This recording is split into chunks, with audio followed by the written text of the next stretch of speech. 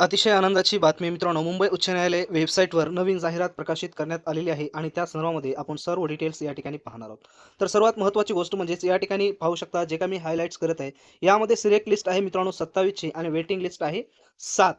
तर अशा पद्धतीनं टोटल या ठिकाणी जर आपण पाहिलं तर ही जाहिरात आहे, तर एकूण टोटल 34 पदासाठी ही जाहिरात असणार आहे आणि 2 वर्षासाठी व्हॅलिड असणार आहे.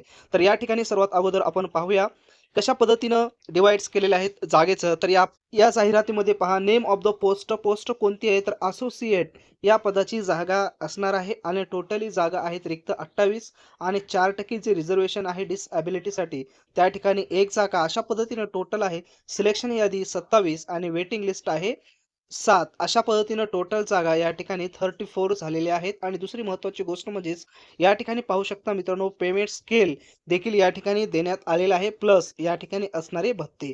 आता यामध्ये सर्वात महत्त्वाची गोष्ट कोण या ठिकाणी फॉर्म भरू शकतो. तर या ठिकाणी पहा कॅटेगरी दिलेली आहे आणि त्या कॅटेगरीनुसार एज लिमिट्स दिलेले आहे आणि त्याच पद्धतीने ओपन कॅटेगरीसाठी अप्लाय करू शकता किंवा नाही.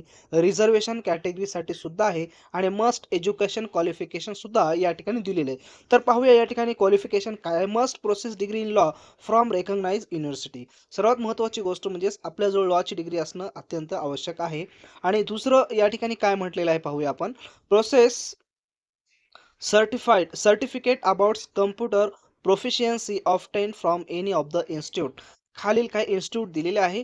त्या इन्स्टिट्यूट पैकी तुमच्याजवळ एकाचं मस्ट त्या ठिकाणी कम्प्युटर सर्टिफिकेट असणं अत्यंत आवश्यक आहे. ते देखील आपण या ठिकाणी पाहूया.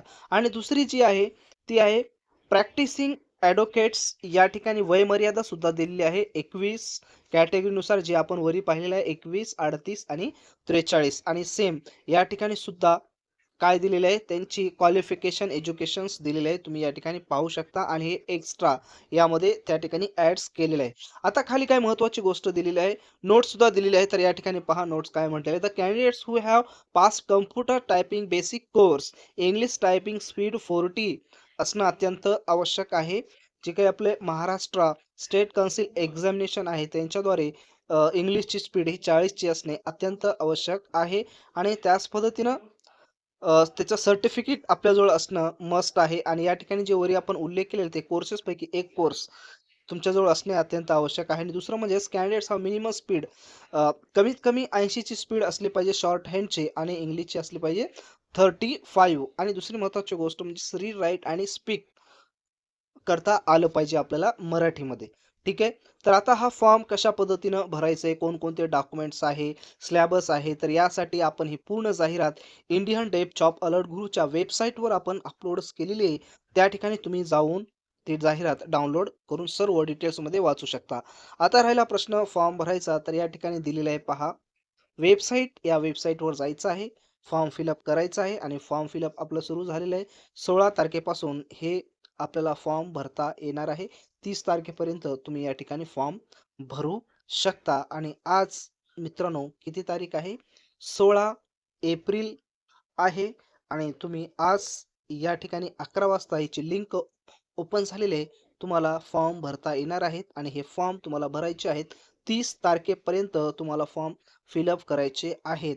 आणि दुसरी महत्त्वाची गोष्ट म्हणजेच मित्रांनो, लागलीच आता मुंबई उच्च न्यायालय शिपाई, लिपिक आणि स्टेनोग्राफर पदाच्या परीक्षा होणार आहेत 26 तारखेला. तर त्याच्यासाठी exam oriented PYQs premium question set आपण तयार केलेले आहे. त्याची लिंक डिस्क्रिप्शन बॉक्समध्ये दिलेली आहे. त्या ठिकाणी जाऊन तुम्ही डाउनलोड करा.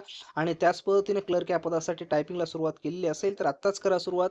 त्याचे पॅसेज देखील ऑथेंटिक फॉर्मॅट्समध्ये तयार केले. ते पॅसेज घेऊन त्या ठिकाणी त्याची प्रिंट काढून तुम्ही ऑफलाईन तयारी करू शकता.